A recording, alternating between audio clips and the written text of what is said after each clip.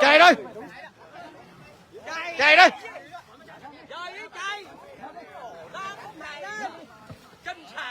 lợi nó chạy theo đi lợi đâm dây lợi cho đâm dây rã nó kỳ quá đó